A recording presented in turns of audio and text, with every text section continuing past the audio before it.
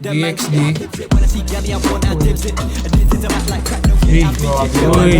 Uy. Ay, nag-ibo? Ibo? Di, wala lang. Uy! Galing ko. Uy. May glimpse siya, no? Uy. Rico. Grabe yan. Ako ano na ako napipikon ako. Masyado siyang mapanlit ng kapaya. Home sim. Feeling ko lang 30 seconds 30 seconds. Parang Hindi, sobrang ulitin nga daming natin. ginawa. Isa pa. Medyo na ano ako.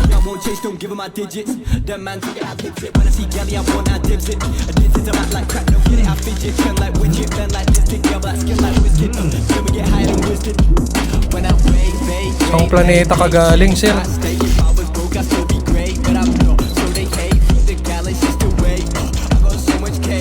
Damn.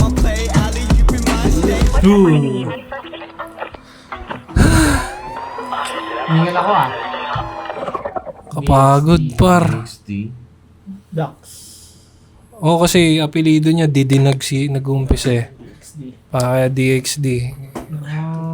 Akala ko yung sa wrestling niya. Hindi, iba yun eh. Ano yun eh? Makalimutan ko. Shawn Ano yan? Michaels siya. Oo, LXD. Grabe naman yun, pre.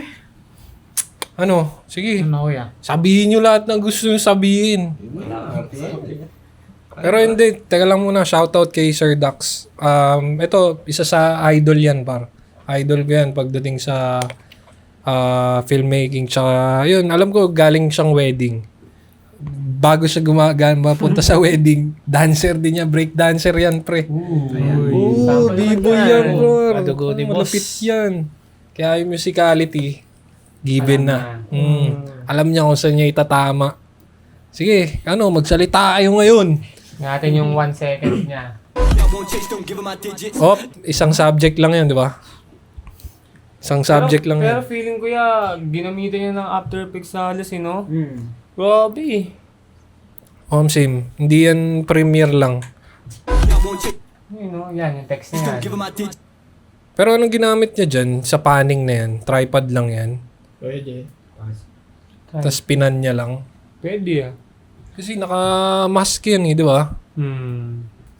Oh yeah, pwede. Tama. Naka-mask yung gitna niyan. Parang hindi niya na niroto yan o hindi niya na minask yan. Ay, hindi. Tama. Hindi niya na. Hinati niya lang sa gitna. Sabang nagpapaning, di ba? Tapos DXD. Showcase niya yata ito eh. Pero yun, sige.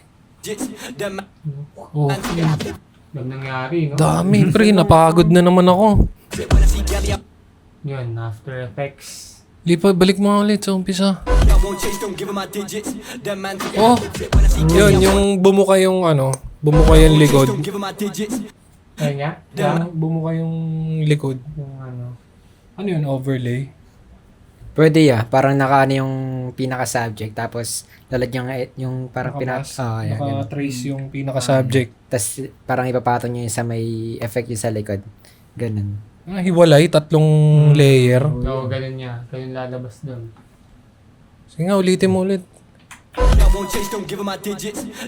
Ayan ba? Ayun yung yung effect na yun. Parang inverted effect may nasa likod Nakita. Parang negative. Di ba? Parang negative effect. Binuksan niya. Tapos yun talaga yung totoong background. Yung warm na yan. Nakaano to mas... Naka-mask yan, naka-trace. Parang lighting nyo sa likod dila tapos sa harap green. Oo nga, tama. Naka-warm yung likod. Tapos may key light sa harap. Para maliwanag pa din yung subject. Veterano to, batikan talaga to. Pero, yun, effect na rin yun, yung fish eye. Kaya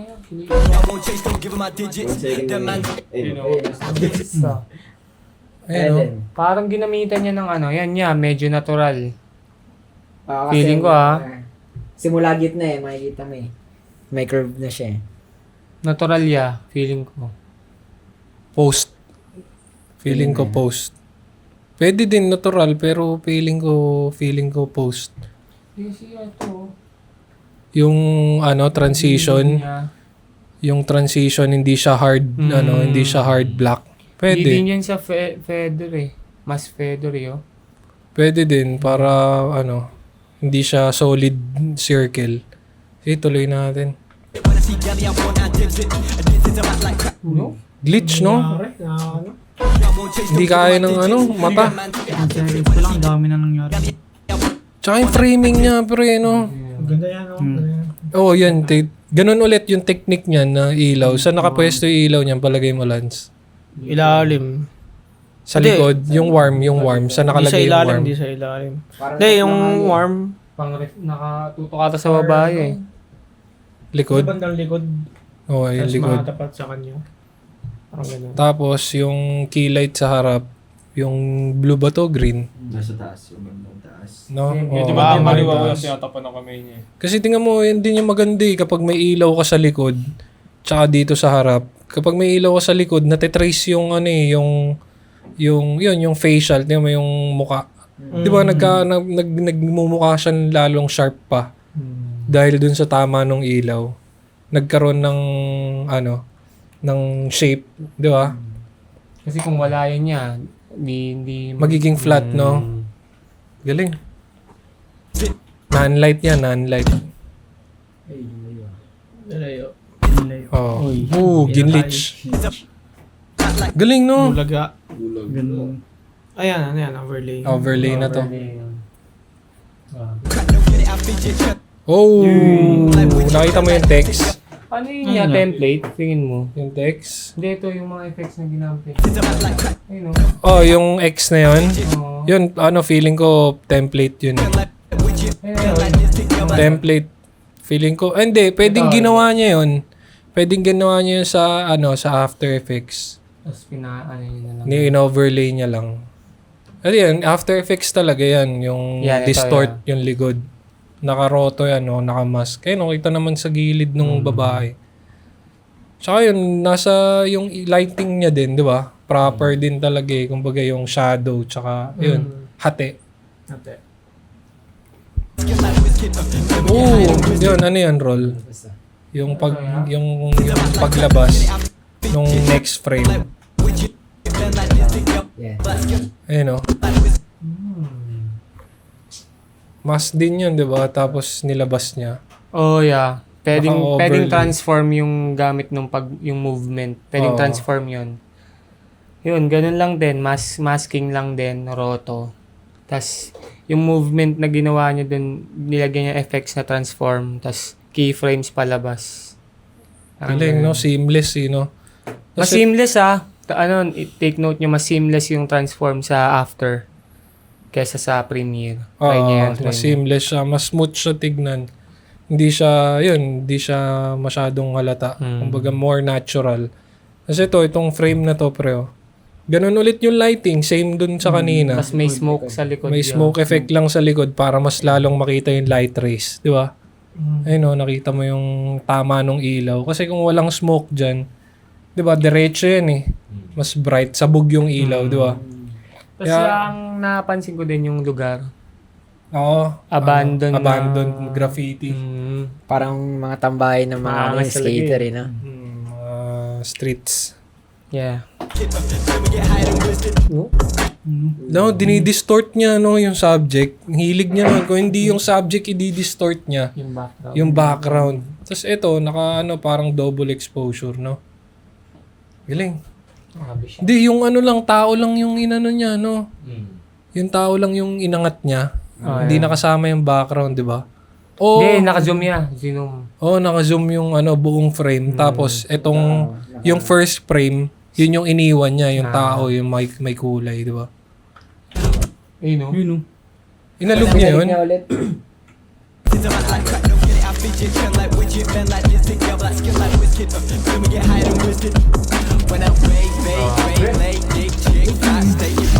Same, Same shot. Same shot, di ba? Ano yun? Pinan lang. Lipat niya kaya yun niya. No? Oh, feeling ko, tinigil niya. Oh, Sige, lipat ka na. pwede. Hindi, yun yung pinaka fastest way na para hindi na siya mahirapan sa post. Sige, Diba? lipat ka na. Kasi yun gagawin niya naman. Galing, no? Ganda ng effect. Tapos sabay pa sa music lahat, no? And then, galing. Okay siya. Binugbog mo siya dito. Ayun, no? Pang wedding yung ganyang shot, eh. Di ba? Di ba? Yung biglang Power magka-crash intro. zoom. Power intro ya. Oh, yung pang power intro. Yung may crash zoom ng bahagya. Kumbaga, lateral yung movement. Sinusundan. Tapos biglang magka-crash na zoom, di ba? Sige, balik mong konti. Ayun, no? Yan, tingnan mo. Woo! Ayun, no? May glimpse siya. Yun siya, oh. Ayun, no? Signature niya yan sa lamin. Tsaka yung parang Bruno Mars hat. Hindi ko yung after na clip niyan, yung parang nasa loob siya ng, lente yata yun. Kuya, play mo. Yan, yung Leica. Ayun yung gamit niyang camera, pre. Kung sa mga hindi nakakaalam yung Leica, alam ko Japan branch eh. Tapos, isa rin siya sa Pioneer pagdating sa camera. Expensive lang talaga siya. Hindi siya ganun katulad ng ano. Pero, nagulat ako, pre, ha. Yung Leica kasi, ang alam ko, kilala siya sa photo. Parang Fuji. Pero nagulat ako, ginamit niya pang video. Kaya nga, yun nga eh. Alam ko pag Leica, photo eh. Oh, Yan yung kalaban ng Fuji. so, yun, siguro pinopromote din niya o kinulab talaga siya Pwede ng Leica para i-showcase na hindi lang pang photo yung gawa ngayon ng Leica. Pang video. Kumbaga, pwede rin siyang gamitin ng video. Tsaka yung aesthetic nung build niyang camera na yan, pre. Sobrang neat. Sobrang simple. Sobrang, alam mo yung design na, na minimalist pero slick, na parang classy. Galing, ganda din yan ng Leica. Bibihira ako makakita niyan. Mahal eh. Oh, bibihira as in. 400 plus. Magkano yan? Yung gamit niya? Ay, tignan ko eh. SL3S ba yan? Oo, SL3S ata. Tapos parang ganun. 400,000. Aray ko. Isang Vespa na yun na 300cc yan. Ilang shoot yun Sige, tuloy natin. Kasi yung motor Sige. parang pinakita yung sumilip siya. Yung sinasabi ni Roy. Tapos ito yung nakikita. Oh! Ang ganda. Galing mo Paano dun, nyo Nido. kayo na-record to? Kuya eh. Feeling ko lang parang template. Pero yan mismo siguro yung Nakikita. display doon sa sa camera nung Leica. Tapos yung mga nakikita kong Leica, pre, yung lens yung yung LCD niya sa body. Walang flip eh. Fix siya, pre. Yun yung mga nakikita ko, pangkaraniwan. Wala siyang katulad nun sa Sony na na-flip na ganun. Hindi yun, as in parang nakaano lang siya, stay lang na ganun. Kailangan mo talaga ng monitor dun eh Yun ang isa pa dun. Ito, ewan ko kung yung model na to, na-flip yung screen. Check nga natin yan. Mamaya, tingnan natin, check natin. Medyo konti limited lang din yung idea ko pagdating sa Leica. Pero karamihan ng phone, di ko alam kung hanggang ngayon, karamihan ng cellphone natin, pre, ang camera, Leica ang gumawa. Yung parang familiar nga sa akin yung Leica na yan. Yun, kung naririnig nyo, ang nag-umpisang sumikat yan yung Huawei. Yung mga unang, yung P9 ba yun? Ng Huawei. Way back pa yun, siguro mga 2015, ganun. Sumikat yung Huawei dahil yung camera nila, Leica. Talagang solid talaga sa photo. Ganda yan, pre. Ganda ng presyo. Sige, tuloy natin.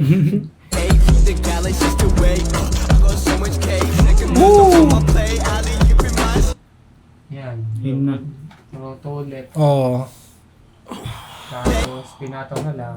Pinatong, inangat. Ay no, Leica. Yun nga. Post mo nga, SL3S nga. Pang wedding ulit yun film with the Leica SL3S. Solid, shoutout Leica. Talagang, hindi, pinakilala niya tayo kay Leica. Sana sa totoong buhay din. Hindi, lang makagamit man lang, no? Testing lang. Hindi, syempre, sa mga katulad nating, mahilig sa camera, mahilig mag-shoot. Syempre, bilang passionate sa ginagawa natin, Siyempre, hindi naman tayo close-minded na ito lang yung brand na merong mga ganon, yung loyal dun sa brand. Pero as long as may opportunity ka na makapag-try ng iba pang brand o iba pang kahit iba pang mga gadget na makakapag-take ng photo o video, bakit hindi, di ba? Experience yun eh. Iba yun eh. Yun yung mga hindi mo na mababayaran yung experience eh. Yan, sa talambuhay ko, di pa ako nakagamit niyang Leica. Kayo? Hindi po yun. Kung yun, sa mga kung nakapunta na kayo sa Japan o kung sino man dyan, pag nakapasok kayo sa store ng Leica, pakiramdam nyo nasa loob kayo ng Louis Vuitton. Mga ganon. Oo, pre. Ganun siya. Parang ang hirap magtanong, ang hirap parang ganun, ang hirap magtanong, ang hirap pumasok. Kasi talagang alam mong pag pumasok ka, mahal talaga. Talagang mahal siya. Hindi siya pang masa. Pero yun, sige. Tingnan natin yung post-credits. Ayun o, DXD. May nag-photos pa, no? Sabay ito. May nag-photo din. Ocean Virelwell. Leona. Toto. Location? Sikat to, pre. Sa wedding industry, si Toto Villaruel. Sikat yan. Na photographer. Tapos si JB De Leon din. Tapos yung Muse, kaya Leona Yamaguchi. Japanese din yung nila, Japanese din yung nila. Yung model nila. Tapos si BJ Guanson. Ano yun? Gaffer? Ano meaning nung gaffer, pre? Gaffer? Ano yun? Gaffer. Bawag yun, Gaffer. Headlighting technician on a film or television set. Yung pala tawag dun. Sa mga parang light technician. Uy, may ganun pala, May nag-master din pala ng paggamit ng ilaw. Galing, shoutout sa'yo, Sir BJ Guanson. Tapos BTS, Henry Castillo, yung mga behind the scene. Siguro siya sa photo o video behind the scene. Tapos sa lights, ano to? Ozone. Building. Building talaga. Oo, baka ganun niya. Tapos location. Ay, Baliktad. gagi, balistad. Balistad yung credit. Yung non-light, yun yung ilaw, pre. Puzon building yung Oo, Puzon Building yung location. Di napansin ni Sir Hindi napansin. Sorry sir. Sorry sir, napansin namin Sorry po. Sorry po. Tapos ano pa ba? Yun nga, yung non-light brand siya ng naku, maganda yan, pre. Hindi pa ako nakagamit niyan, pre. Nakikita ko nga halos lahat ng ng content creator, non-light. Oo, sikat na sikat yan, pre. Non-light. Nag-i-sponsor yan eh. Nag-i-sponsor. Ano ba yung gamit nating ilaw? Ano to? Teka lang, hindi. Hindi, ano to? Firefly.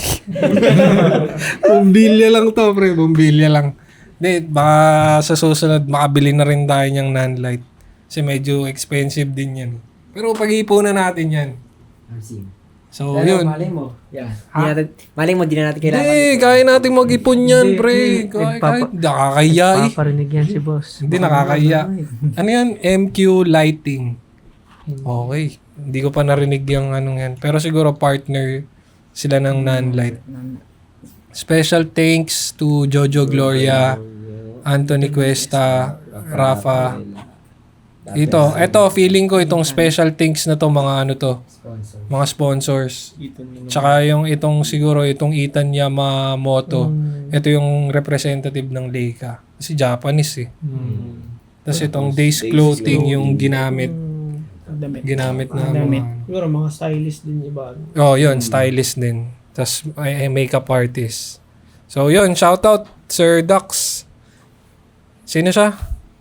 Sir Dax. Hey, shoutout sir. Maraming salamat. Tagahanga mo kaming lahat. Solid yung mga gawa. Lalo na yung kay Ding Dong Dantes, no? Saka yung kay Marian Rivera. Pasadahan natin yan. Masaya yan eh. Masaya yung gawa niya dun. So, yun lang. Maraming salamat. Yun, shoutout ulit kay Sir Dax tsaka sa team niya. Maraming salamat at yun. Subscribe. Ako yan. Ikaw na. Oh, ikaw na. Hindi ko. Sige, kaya mo yan. Kaya mo yan. Sige, kaya mo yan. Hello guys, Oh. subscribe kayo sa channel namin sa YouTube, Behind the Scene Collective. Tapos sa Facebook and TikTok And and Saan Instagram. Instagram. Sa Instagram. Saan mapapanood yung full video reaction? Sa YouTube. Ano pang hinihintay nyo? Ang panginintay, mag-subscribe na kayo. Yun, mag-subscribe na. Mag-subscribe na kayo. Subs! Subscribe na kayo, guys, sa TikTok. And sa Peace out. YouTube. Peace out, guys. Takpan mo. Hindi, yung mukha mo. Hindi, joke lang.